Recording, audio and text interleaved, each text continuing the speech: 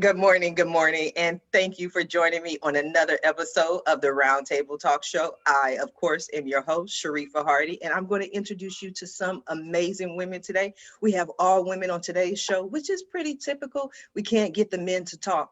But before I go ahead and introduce our guest, I'm going to ask you to do what I always ask you to do, and that is to go out and be an evangelist for the Roundtable Talk Show. There's someone in your house, in your block, in your network, in your neighborhood, I don't know, they may be across the country, but someone you know needs this information. Maybe they're an entrepreneur, maybe they're a business owner, but they can learn from our guests. And that's what we're here to do. So while you're introducing the show to your network, I'm going to go ahead and introduce our very first guest. You have seen her many times before. She is a regular guest, always helpful, always sharing, always willing to help someone else. And she has been here with me through the entire COVID pandemic. So when I think of the pandemic, I think about Dr. Jody DeLuca.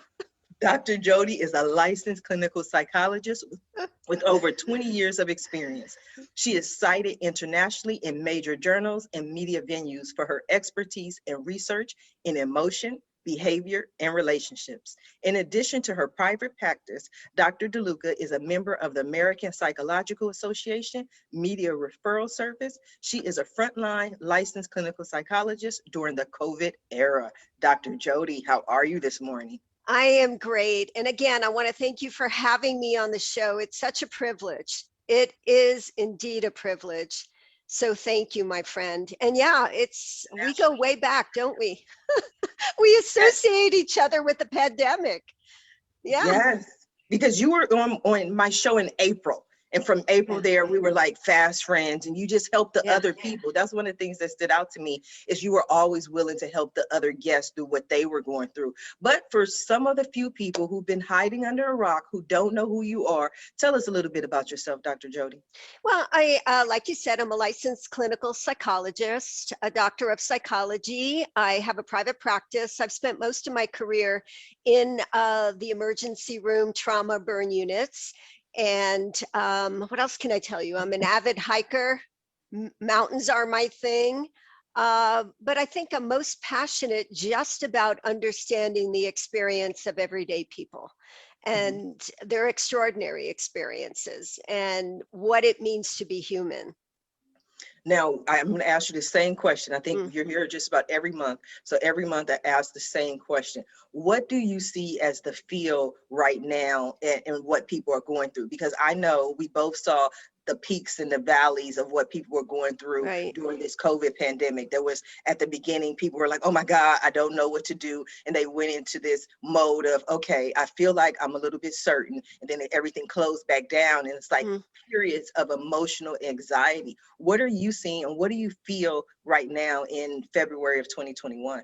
You know, and that's a great question because it comes and goes in waves. So we begin to feel a little bit stabilized, have a little bit of light. And then there's this, upswing of anxiety. Right now, it's the whole vaccine. A lot of people are anxiously waiting for the vaccine, and the remainder of the individuals are like, I'm not ready for it, or I may not get it. So there's a lot of anxiety around that, where the individual is in the phase of being allotted the vaccine. How long is this really going to take? Because we get a lot of mixed messages from the media. It's like, okay, are we going to be stabilized in the summer? Or is this going to carry through for another couple of years with the mask, with the social distancing, shelter in place? And now we've got all these mutations, which is what infectious diseases do. They replicate and mutate. So there's a lot of that fight and flight and a lot of that anxiety, and it goes up and down. I think things are better as far as in our country getting the pandemic under control, but I'm also seeing a lot of people are having a lot of uncomfortableness and difficulty integrating or stepping back into life. And that's normal. That's okay. because, for example, you're in LA County, is that correct? LA County? Correct. Yeah. Correct. How long have you been shelter in place? Uh, for a year now. Yeah. Yeah. And we're coming, I think March 13 is when the whole country shut down, if I recall correctly. And how are you surviving with that? How long is it going to take you to feel comfortable to get in your car, drive out, and be out in the community without a mask? So all Yeah. these different things. So there's, again, peaks and valleys, waves, anxiety, stabilization, a lot of depression. And unfortunately, there's just not enough of us as mental health, also known as behavioral health providers, but we do the best we can. We're in this as a country. Absolutely. See, for me, I'm a recluse. I've always been a recluse who never leaves the house, used to working from home. So I've been training for this moment my entire life. There, there are days where I don't go anywhere, but then I go to the store and I'm like, every time I go to the store, I forget my mask. I get out the car, I'm like, dang, I forgot my mask. Go back to the car, get my mask, go in the store, because aside from leaving the house, it's like my world is practically the same. Interesting. Yeah. Yeah. So I'm going to come back to you, Dr. Jody, Mhm. but I want to go ahead and introduce my next guest, Miss Dayna Altman. Dayna is a bold and authentic mental health entrepreneur, author, and public health professional based in Boston, Massachusetts. A dual graduate of Northeastern University, MPH 18 BS Human Services, Dayna brings both professional experience and personal expertise into the work she does for her community.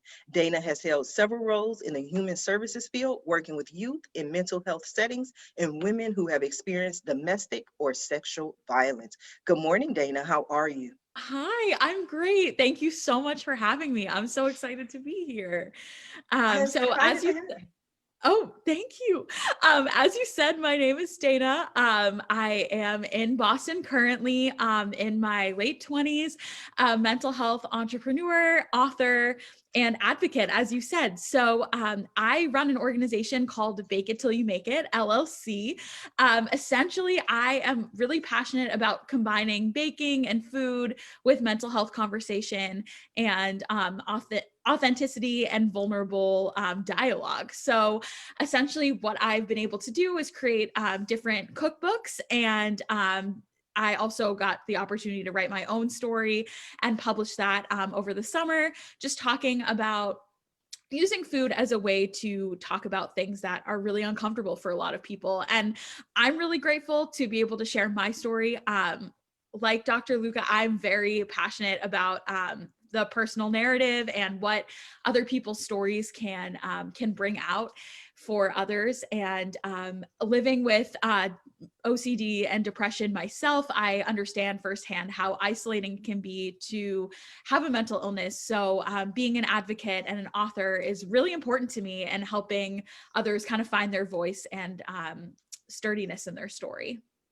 Wow, Dayna. So I'm going to go back to the food, because I know for a lot of people, whether it's mental illness or just dealing with their emotions, food is the way we kind of try to do that. And I talk about, for me, a year ago when I had came up with the idea for the show. It was roughly March 3rd.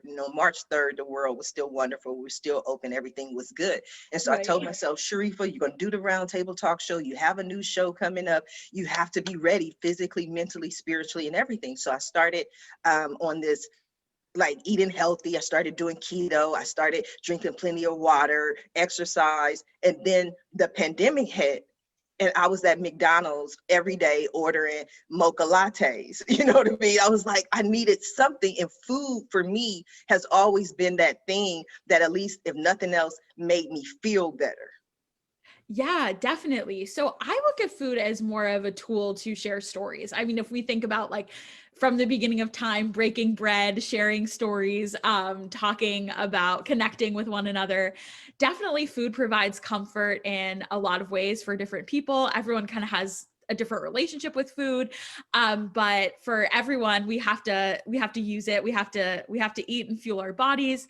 I'm definitely someone who is a proponent of like all foods fit. So being able to eat in moderation and kind of no food off limits, because I feel like that really perpetuates diet culture.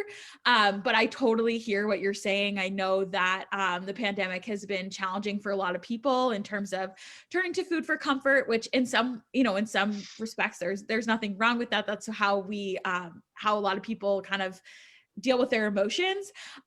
So kind of looking at each person's relationship with food, I think is really important. But again, for me, I really use it as that storytelling tool. So you mentioned you shared your story. So for people who aren't familiar with you, can you give us a little bit about your story?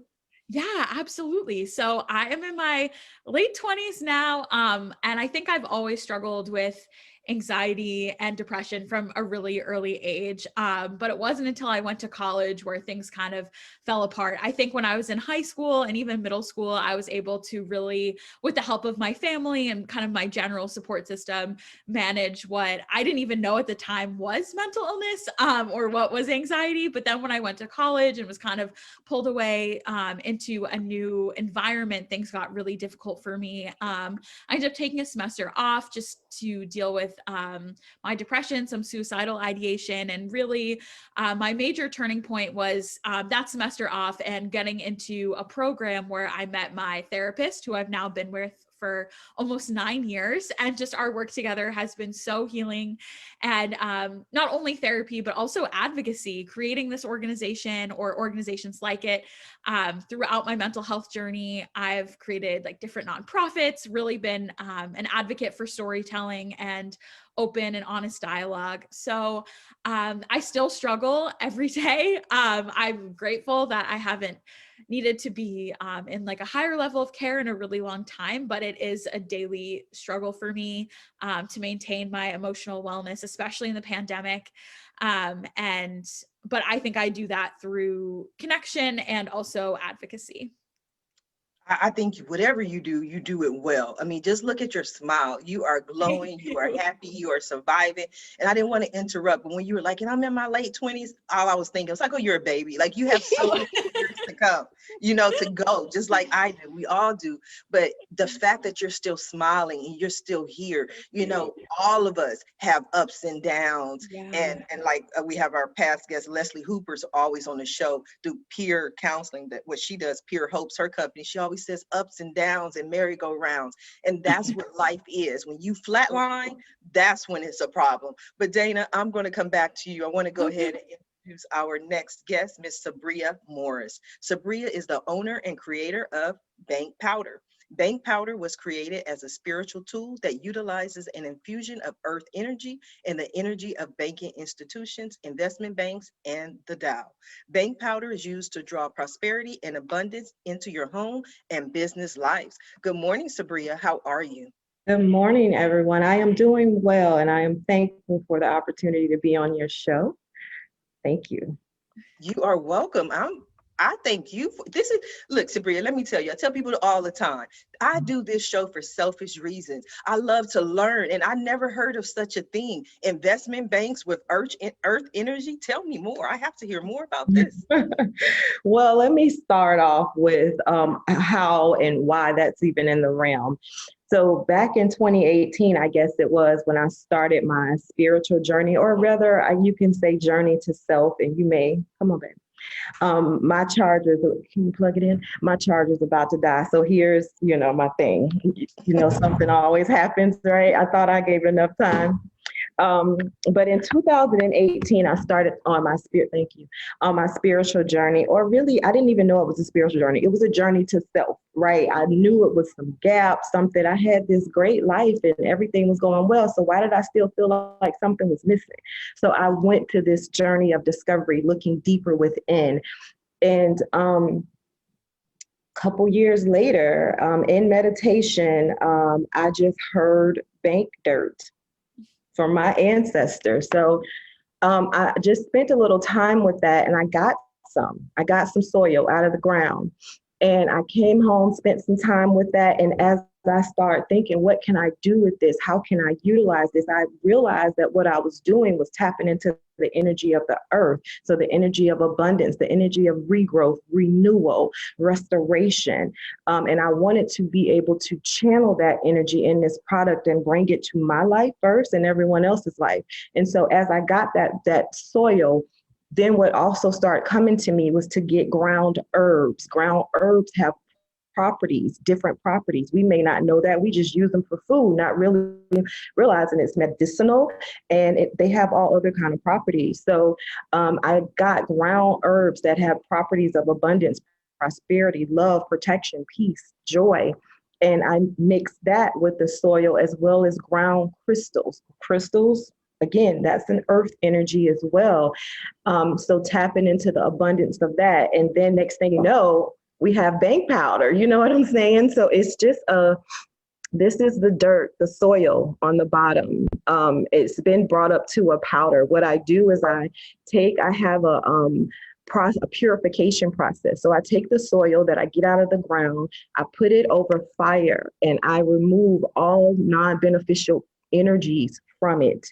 So I get rid of check to check mentality, lack mentality, scarcity mentality, not good enough, feeling like you're not the right color, not the right gender. I just remove all of that with air magic just by speaking over this soil and placing my intentions into it. And once I do that, I bring that soil up to a powder.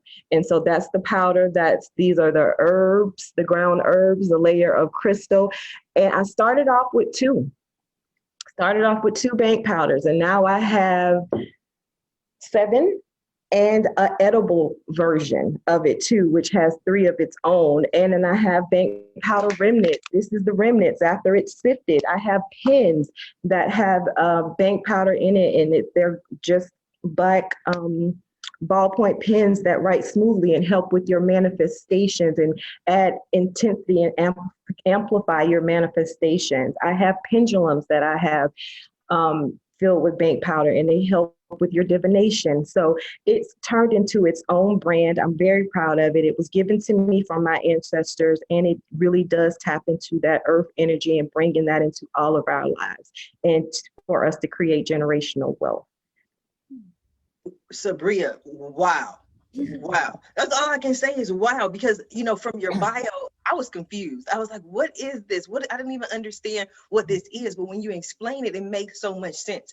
Now, I was trying to figure out which way I was going to go, because I just have to say this, like, if this would have been years ago, people would have tried to burn you at the stakes, but now you're speaking your truth, you're speaking up, and more people are waking up to the knowledge that there's more than we understand. So I think what you're doing is very powerful. I have so many more questions though, Sabria. I'm gonna come back to you. I want to go ahead and introduce our next guest, Miss Mary Gillerman. Mary was married to John for the last 16 years of his life.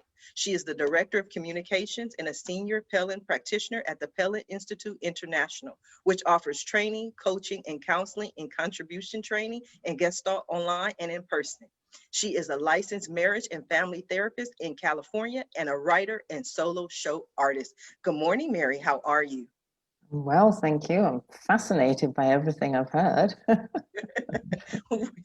Tell us about yourself, Mary. Who are you? What are you passionate about?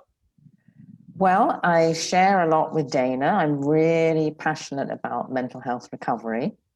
I'm supposed to be here to talk about this book about my husband, who was a big film director, retired when I met him, but obviously I learned about his life.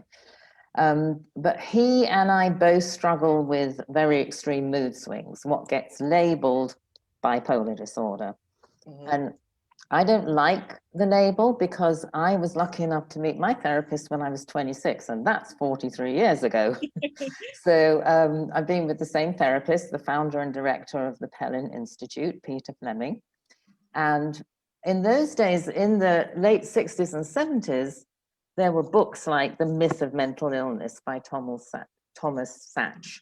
And there was an idea of a humanistic approach to mental illness, that we all can strive for wellness and find wellness. And then there was the medical model which is the prevalent model now. And, you know, I'm aware that medication can really, really help people, but I was kind of stubborn radical, and I wasn't going to take medication. And my husband didn't take medication either. And he was like a typical creative person with extreme mood swings. In 1957 and 58, he made 5 feature films and 13 TV episodes. Like, I don't know when he found time to sleep. And he would told me that in between shoots, the wrap of a film, when everyone went home, he'd go into his depression. And then he'd get all creative again with the next film, and he'd be up on a high. And I had a similar pattern without the creative output. And I've been able to come to a place of contributing to others through my understanding of how I got well. I don't have big swings. I don't have depression. I'm calm most of the time. And the answer to that inside contribution training is you heal by contributing and you learn by teaching. So my one tool in particular that helped me is called the Pendulum of Emotions. And it's a way to, when you have extreme mood swings, you think, the only time I feel great is when I'm high, so I can't give that up. And you don't understand the relationship between feeling great and feeling terrible. And because I trusted Peter Fleming so much, I had a go at trying to modulate my swings. And it took a long time. I was hospitalized once. I probably would have been hospitalized many times if I wasn't on the mental health recovery journey. And so it was a long journey. It's not a 5-minute thing if you choose not to take medication. But over the years, I modulated, got closer and closer to the calm in the center. And ways I contribute from that, directly, obviously, through my work with the Pellin Institute, although I have a license, kind of thrown my lot in, hey, I really care about mental health recovery. I'm really an advocate for mental health recovery. I really believe the psyche wants to be well, and that if you have the right tools, this is a tool-based training, contribution training. That's why it's not called contribution therapy. The nearest analogy is all the tools a 12-step program gives you, that gives you emotional balance, emotional expression, a sense of purpose, feelings of accomplishment. 12-step programs do that, and those are the tools we teach. Common sense things, get feelings of accomplishment, get true rest, spend time in the calm, find your purpose. And with those, you know, ideas that everyone knows some of them intuitively, and other ones like if you go up you're going to crash, I didn't know intuitively. You can learn these tools and start to apply them. And I applied a lot of them in bringing the book into being. You know, my husband had a reputation because of childhood trauma, because of being a drinker, because of being a perfectionist, because of being a passionate Frenchman. Once upon a time, before he died in 2015, the only entry on Wikipedia was about his bad temper. That's all it said about him. He did 34 feature films, and all that anything said anywhere, any paragraph in a book about him would say about his bad temper. And there's no book about his work.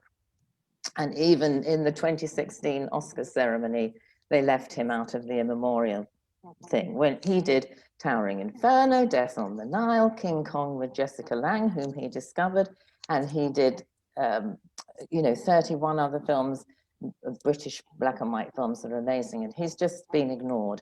So once he died, I thought there's going to be a book about him, and that's what this is, with 9 co-authors. It's a very, it's called John Gillerman, The Man, the Myth, the Movies. The myth bit being, he's more than just a bad-tempered old so-and-so. And look at his contribution to film.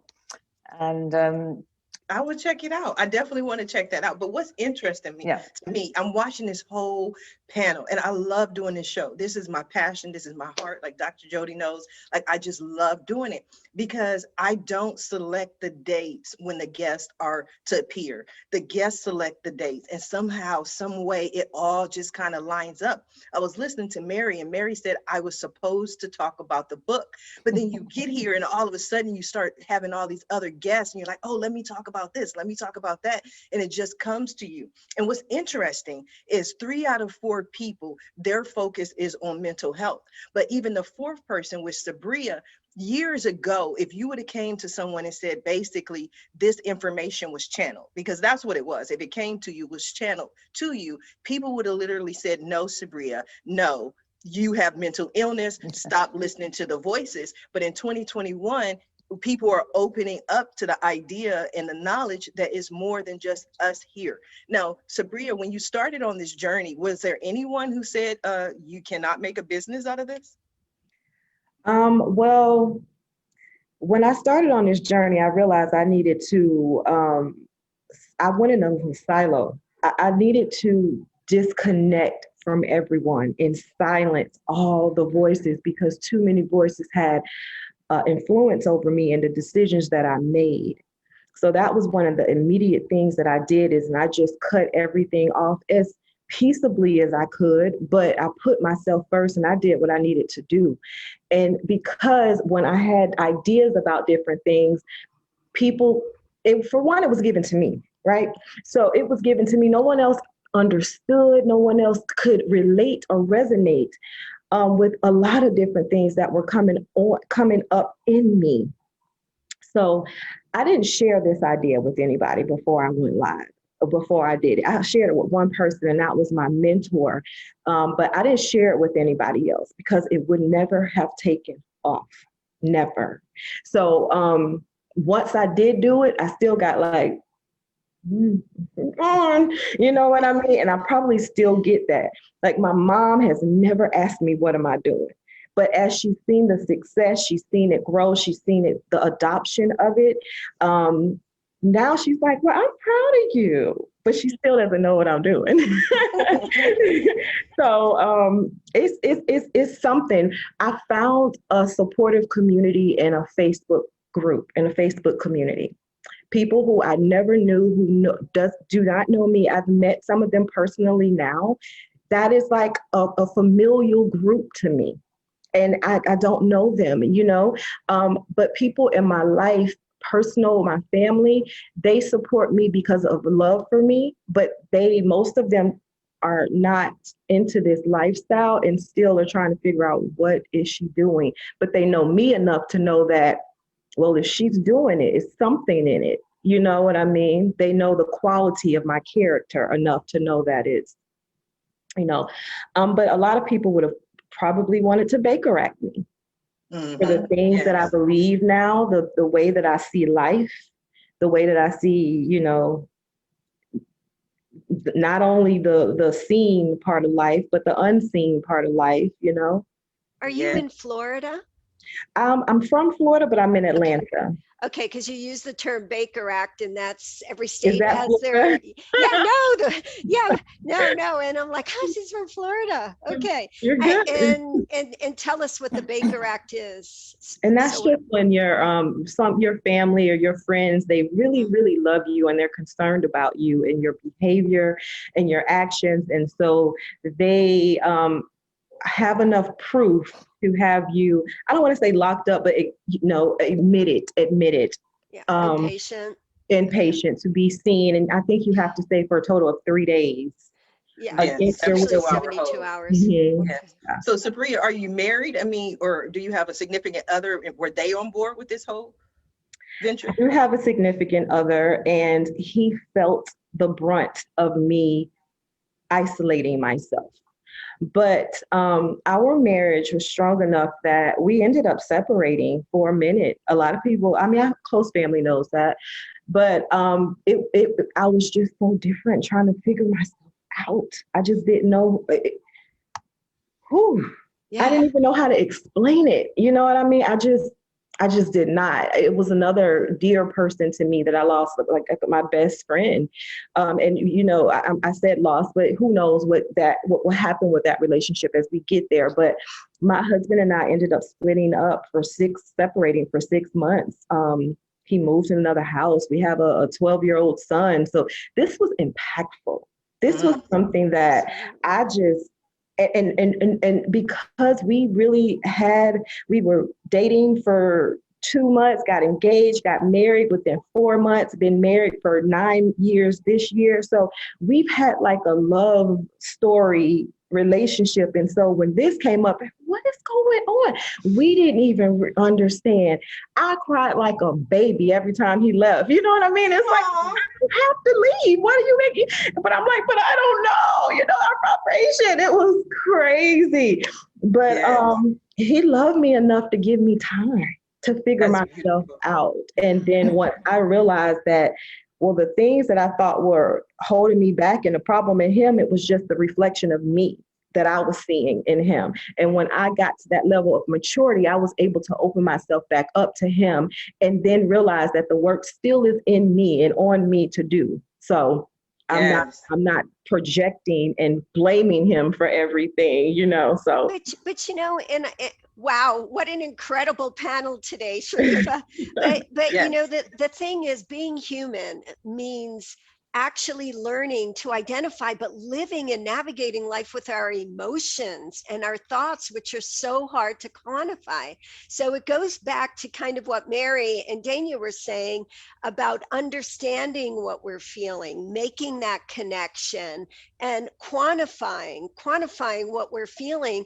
And that takes great courage to be able to look at the journey inside each of us and pull it out and say, this is what I'm feeling. These are the facts. And then everybody here has the support that is so essential in continuing with the challenges that life presents, which are so difficult. And at times, people really question their existence. What am I here for? What is this all about?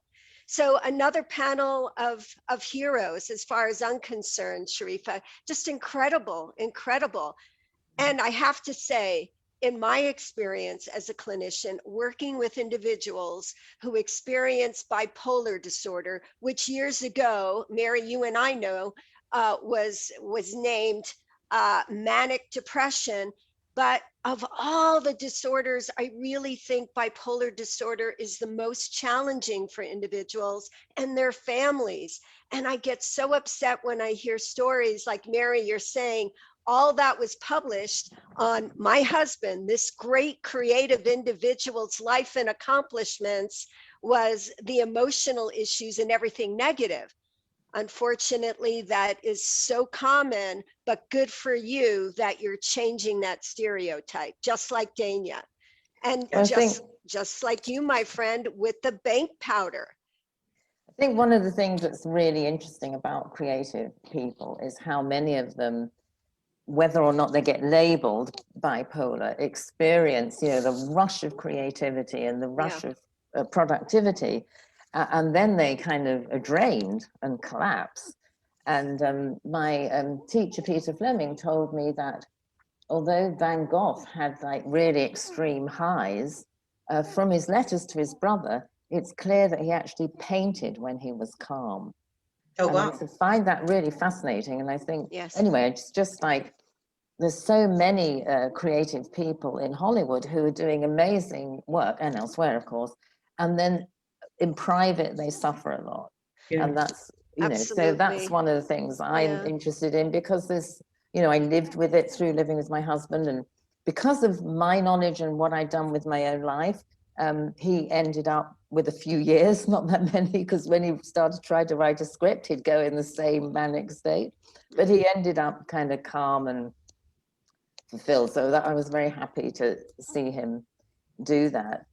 And I wanted to say to Sabria that, you know, because we met when I was 45 and he was 73, we both had a whole life finding out who we were and adjusting to a marriage. And however much you love someone, especially with a difficult person, and we both had mood swings still at the time, that's really hard.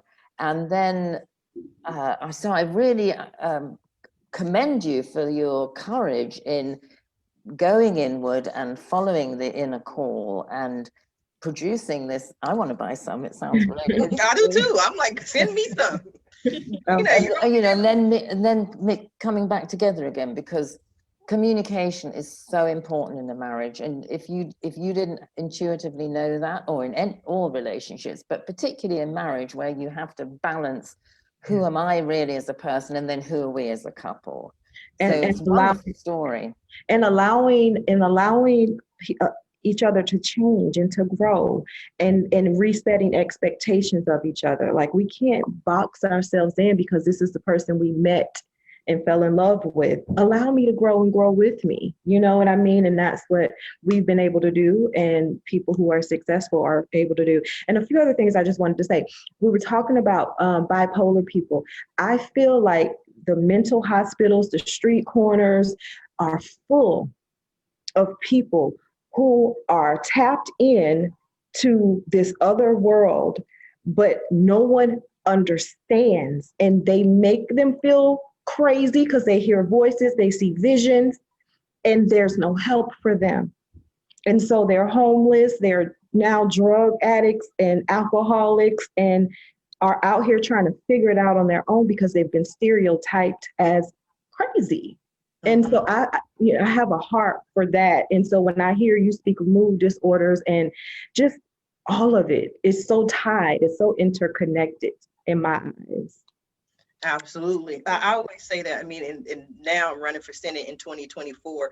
The forefront of what I'm passionate about is homelessness. And part of the reason is because I was homeless myself. I lost everything that I own. But I also know that until you give people hope, they're not going to want to go back into society because they face the same problems that they had before. So it's so many different issues that go along with it. But Dayna, I would really love to hear your thoughts. You're back there quiet on the Roundtable Talk Show. You might not get a word in edgewise. I'm in there. And processing everyone's like connections to one another. I was going to say, like, there is so much integration in what we all do in terms of mental health and work, and also like the internal process and finding like your true self and growing into a different person, or your most evolved self, I guess. And totally agree with what everyone's been saying in terms of like stigma that surrounds mental health challenges and mental illness and homelessness, and all that goes with some of the more like difficult mental health disorders, and how hard that can be, and the work that we're all doing to try and allow people to tell people like they don't have to hide. Like that's a big thing that I believe in. Like it's okay. Like you don't have to hide. You're not alone. And like there are resources and there is support. And being like living proof of that, I really hope to stand out and talk about it. So just absorbing all of the genius and brilliance on this call, and thinking about how we're all related in that capacity as well. One of the things I noticed in what Dayna said was originally was about the narrative, telling the narrative. And one of the things that I kind of fell into through guidance from above was telling my narrative of my recovery story. And part of my not wanting to take medication was because I was aware of getting guidance, and I didn't want to dull that. So I wove my rather complicated recovery story into a one-woman show called From Crazy to Sane, or Am I? A Tale of Feminine Mysticism, Magic, and Madness. That's amazing. Is that a book? Is that a book or a show? Because I want to see it's that. It's a show. It's a one-woman show. I performed it for the first time. I'm not an actress. It was my first acting experience. Solo show is the most difficult form of theatre because you play all the characters. I'm currently writing my second show, which is called Love on the Other Side of Death. And it has three main characters. The narrator is John and Mai's cockapoo dog. Me and John, we're the three main characters. So for the first show, Mary, is there any way we can watch it? Well, I will be performing it again, but I'm determined to have it properly memorized, and I'll let you know. Yes. That's I know I interesting. want to watch it, but I just want to go ask Mary a quick question. When you talk about you and your husband and the different mood orders, did you have to do anything particularly different in your house? Like, did you have to sleep in different rooms? Were you up at different times? Like, did you have to stay separate in order to stay together? we did in the end up sleeping separately, but it was more to do with getting older and getting pains. I would wake up and lie there for hours and I couldn't cope with anymore. So that was part of the, just getting older. Okay, I was just saying, because I don't know if he was up for hours on hours and days. You might be like, I want to go to sleep. We'd be separate then. And one thing I particularly remember in relation to moods was he was used with his first wife to fighting like this, and I didn't do that, right? So when we first met, he'd follow me around the house shouting at me, and I'd said, you are not going to follow me around the house like this. You have to find a way to stop it. And he said, okay, well, if I don't shout at you in that way, I'll go into a brown study. That means go into just being quiet, sullen, sulking. And I said, it's a deal. And he didn't stop shouting at me, but he never followed me around the house again. And I would just wait it out. And then I'd say, very English this, would you like a cup of tea, darling? And then time it so he'd say, yes, please, and then it would blow over. I love it. I like that. I like the whole English idea. Jody, you were going to say something. Well, and I think clear across the board with any individual, the important thing is validation, that knowing we're not alone in whatever challenges we face. And so many times I notice that when people are told, is this what you're feeling? Is this what you're experiencing? And they're like, oh my God, yeah, that there's such a significant decrease in the lack of self-esteem and the lack of self-confidence. And you see them starting to realize, I'm not the only one who goes through this in life. Even though there may be a lot of negative feedback from other people, or you're crazy, or you're this, I'm not alone with this. And there is hope. And it takes a lot of courage to pick yourself up, especially if things that are debilitating are not things that you can reach out, see, and just fix. It's not a quick fix. And we've heard from Dayna, we've heard from Mary, and we've also, we've discussed how the fluctuations in mood create a lot of difficulty in relationships. But learning to communicate and learning to actually identify the triggers, but also doing the best you can to do better, to reach out for help, but also to accept yourself. That's very difficult. It's very difficult. Everybody here on the panel seems to have done that, but it hasn't been an easy journey. But let me ask you this, Dr. Jody, when you say learning to accept yourself, I think it's more than just, and this is just me, I always say this, I don't have a degree in absolutely anything. I graduated from the School of Hard Knocks, but it's not just the individual who has learned to accept it. I think more as a society, and especially in the last year, we've seen a society who says, you know what, wait a minute, we're all going through something. We're all anxious. We're all afraid. And in a way, we used to make the discussion on mental health a taboo. Like, let's just go lock them up, put them on a baker hold, and don't even, they don't even exist pretty much, to where now we're taking a look at people and saying, look, and kind of accepting them. Well, and people are more educated.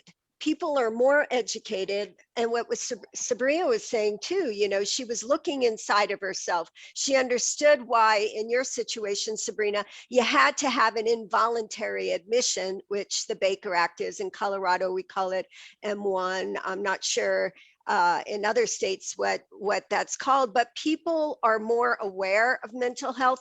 With this pandemic, that's really shot it up into, a level of awareness like never before, which it should.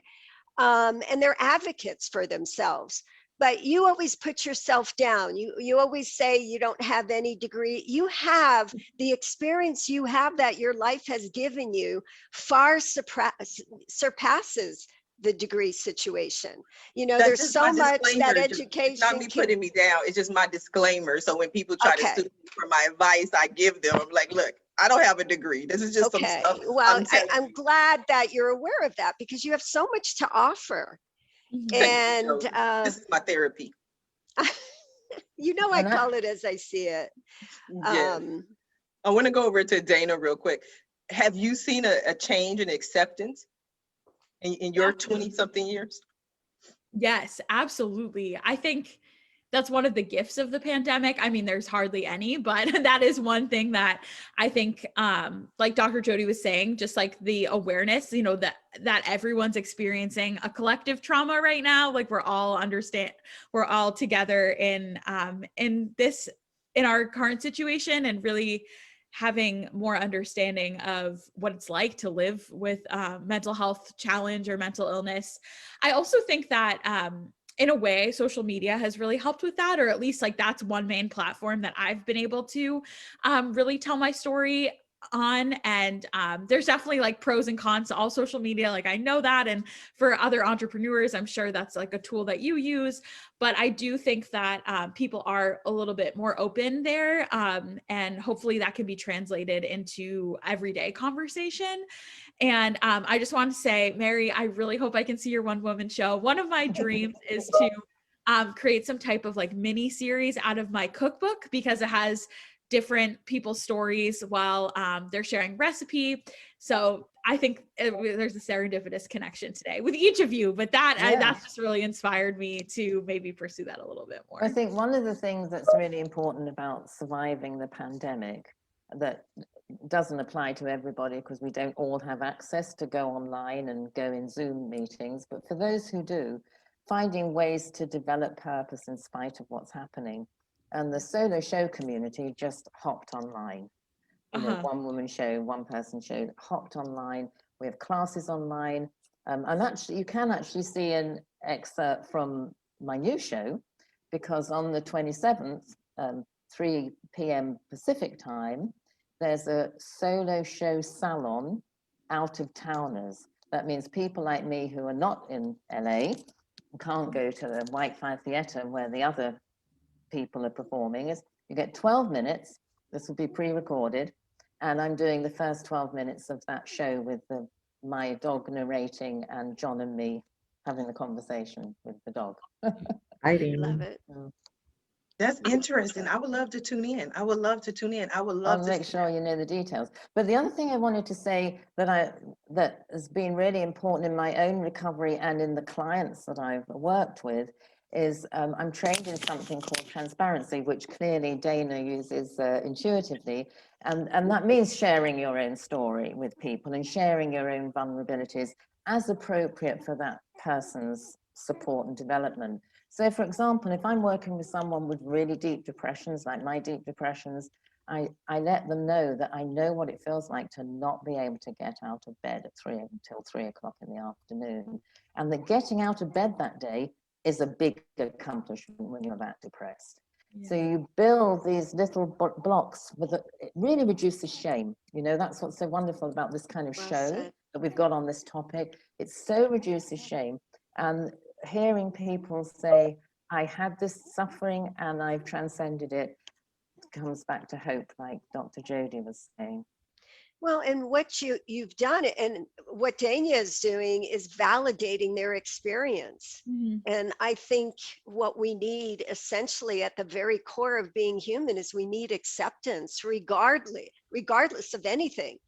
Diversity, mental health, social, all of that. We need acceptance. We need to know that we matter. And we need to know that at any time in a 24-hour period, any one of us can be out of sorts. Mm-hmm. Yeah. Right? Go ahead, Dayna. Oh, sorry. Yeah, thank you. So Brene Brown, who she has no idea who I am, but I always like to think that like she's a mentor of mine because I've read and listened to her all the time. But something that she says about shame is that like the more you harbor it, the more it grows. So I love like what Mary was saying about transparency, and Dr. Jody here, like the idea that putting it out there, like telling your story, owning that shame, it reduces it. That shame like breeds on that just like the individual harboring it alone. So kind of lightening, that's always been at least my kind of like tagline in my mission is like lightening the load for someone else. And while I do that, I am also able to come to terms with my own story, which it sounds like a lot of us can relate to today. I know I can Well, definitely relate. I utilize my story all the time of being laid off 8 times, being homeless, Yeah. divorced twice, going through so many different challenges, because I don't want anyone to come to me and say, Sharifa, I can't do this because. And I'm like, nope, I can show you a guest. I can show you an interview. I can tell you a story of someone who has gone through a similar situation as you, and they have overcome. So you can overcome. Like, I do not believe in any excuses whatsoever. If there's a will, there's a way. That's what I believe. Now, I want to go back to Sabria, because we got off into mental illness. We're passionate about helping people, making a change. But I wanted to know, how do people utilize the dirt? Do they just keep it in a jar? What do they use it for? So again, the intention is to raise your vibration, your vibration, your internal vibration. Your vibration determines your frequency and what's brought to you, what you attract and magnify to you. So we use these, you activate this. This is the layered jar version. See the layers? But I also have it in a shake. So this all mixed together. This is my grandfather, by the way. This all mixed together, right? So you have two different bank powder or bank powder shake. The way I suggest that you activate this is you use your palm chakras. You warm them up. Your palm chakras are energy centers within your body, and you can channel energy. You can infuse things with them. So you warm them up. You hold this in your hands, and you just think about what it is that you want, that you're working to bring forth in your life. I just give just a quick, simple example is I want to go on vacation. So, okay, I want to go to Cape Cod. No, Cape Town, South Africa. So in my mind, I'm just sitting here, and now I'm just starting to see myself. I'm starting to see. I planned this vacation. I've bought the tickets. I've scheduled my hotel. Oh my gosh, 5-day countdown. And I just start seeing it, feeling it in my heart. Whatever it is that I want to do, I am now transferring all of that energy into this so that this can work on my behalf. I put my intentions into this product via my hands, my visualizations, and my feeling, what I feel. And I get to a certain point to where I actually truly feel it and see myself in that place, in that position, in possession of whatever it is, be it monies, asset, whatever it is. And once you get that feeling in your heart and you truly are smiling and you just feel yourself there, you've activated this to work in your behalf. Now you can just sit this wherever. I consider this spiritual home decor. You can sit it on a fireplace. You can sit it on your nightstand. You can sit it in your kitchen. You can sit it wherever. And just when you walk by, you just know that this is working on your behalf. And you can go and give it a little more energy and touch it whenever you want to. You can just make eye contact, and you know that I'm so excited about my trip. Just give it more energy and more energy. Another way, if you didn't want to use your palm chakras, you can just sit a tea light candle on it and do the same thing with visualizing, feeling it. That is like manifesting, right? That's exactly what it is. Okay. That's exactly what it is. And you're tapping into that earth energy to do so. So the abundance of Earth, Mother Earth herself, even if I didn't tap into banks, right? Tap into the energy of the monies that flow through banks, that digital money stream in the ether. Even if I didn't tap into that and say, hey, I'm redirecting this energy to go to your bank account, to your life, your business. Even if I did not say that and I just tapped into the energy of Mother Earth herself, that's enough. Right. But the other dirts that I have, the other powders that I have, they also include bank dirt, mega church dirt. Think about all the volume, the money, the consistency, the reliability of money coming through that institution, casinos, graveyards. Yes. This is an ancestral protection powder. You mean? Anyway, I'll show you the layers. I like it. I like the layers. And this is based off of bank and graveyard dirt, because I am calling on our ancestors to protect us. I also have one of ancestral wealth that calls on all of the wealth in our bloodline. So all of the talents, the traditions, the norms, the skill set that is within our bloodline that has been buried, rejected, denied, stolen, whatever. I'm calling all of that forth to activate that DNA with us, to bring this forth in our lives. So all of that energy and intention are placed in these products. They all have different purposes. Golden Sacks is for generational wealth. Again, this is ancestral protection. This is for protection for whatever. That is how you use the layered jar. You set your intentions and you set it. Once that thing that you set your intention to, so you've gone to Cape Town now, you come back, you can clear this. You can get a sage or Palo Santo stick and just clear it and do it again. What's the next That's thing a you want to do? that's a lot of information, Sabria. We are coming down to the last few minutes of the show. Sorry. And what I love to do at the end of every show is just simply allow my guests the opportunity to speak directly to the audience, to everyone who is watching the show live, as well as everyone who is watching it in the archives, and let them know what you want them to take away from your appearance here today. And since we're with you, Sabria, go ahead and start. Okay, thank you so much. There's so much more to say about baking powder, but since we're short on time, what I want you to walk away with, just knowing is that let's just start with our mind. Your mindset, your thoughts control your reality. Be specific, be intentional in your mind and what you're thinking, what thoughts you allow to come in. What you focus on will most indefinitely grow. That is the reason for what you see around you now. Take a higher perspective. Make sure that when you're looking at things, that you're looking at things from the right perspective. I heard us talking about COVID. To me, I launched a business in the middle of COVID because I did not take a perspective where I was the victim. No, I took a perspective of how can I overcome? How can I do what I need to do? So we need to learn how to shift our paradigms, shift behaviors that no longer serve us. I want us to do that. I want us to focus on that. I want us to focus on loving ourselves first and giving other people the overflow of that. You cannot give from an empty cup. You have to fill yourself first. And then lastly, I want us to focus on trusting ourselves, trusting our intuitions, our hunches, and those things that come up. That is what will guide you to your true and your unique self. Tap into it and trust it. Absolutely. And I can be found, and my products can be found at Bank Powder, BANK Powder, POWDER.com. Bankpowder.com. Thank you, Sabria. Mary, what do you have for us? Well, sorry.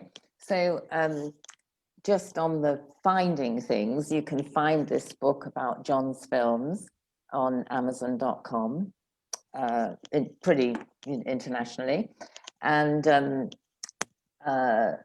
my takeaway is, this book took 5 years to bring about, trying to collect people to write who really knew about film, because I just knew about the man.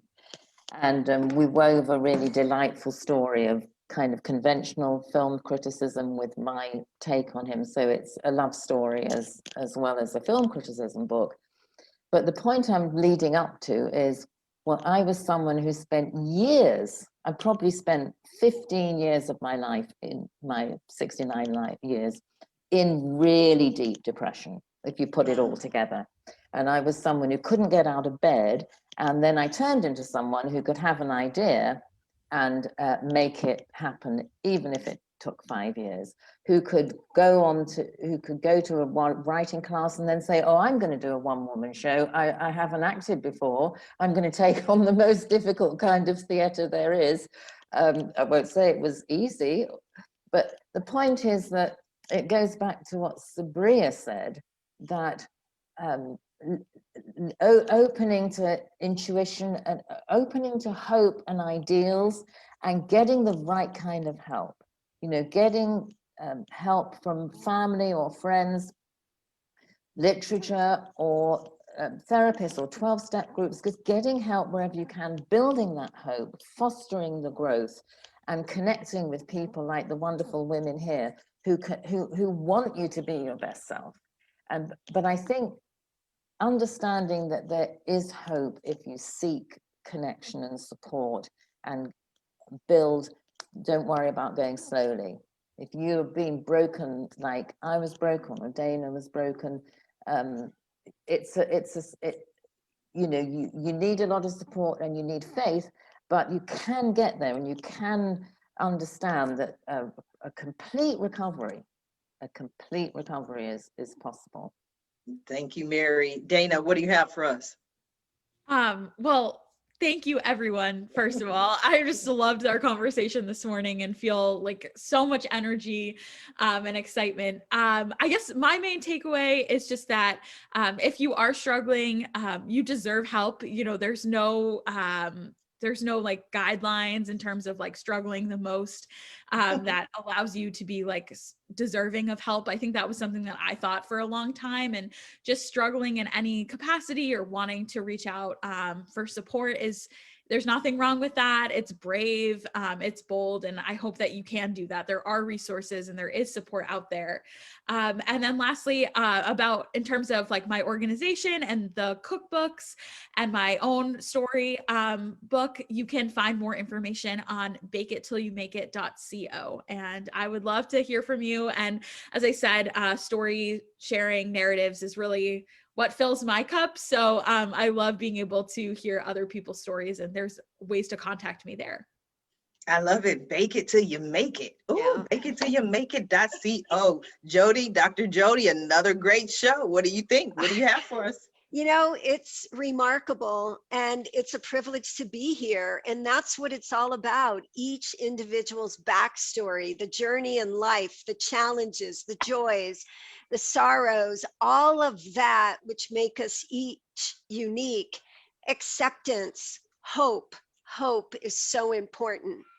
And everybody here has demonstrated, yeah, there is hope, especially when you come out of the experiences that challenge the existence of who you are. Moving forward, imagine yourself where you want to be. Like Sabria was saying, manifest that, think it, feel it. It's out there. And God bless everyone. Take good care. Wonderful. What a wonderful way to end the show. I want to thank you all for being guests on today's episode of the Roundtable Talk Show. And what a fantastic, fabulous way to end this week. This show was amazing. I also want to thank everyone who tuned in to watch the show live, as well as everyone who is watching in the archives. Just because you didn't catch the live show does not mean you're not important. I appreciate you. I appreciate you so much. I appreciate your support. I appreciate you for watching the show and sharing the show. But I always ask, don't just watch the show. Don't just share the show. Support our guests. Visit their websites. Their website links are in the Facebook post. Follow them on social media. Reach out to them. Send them a message. Send them a text. When you reach out to them, please let them know Sharifa Hardy says hi. Now, if you're interested in more ways that I can help your business, or you want to be a guest on the Roundtable Talk Show, please visit my website at asksharifa.com. Until Monday morning at 8 a.m. Pacific, everyone have a safe and a blessed week. Bye now.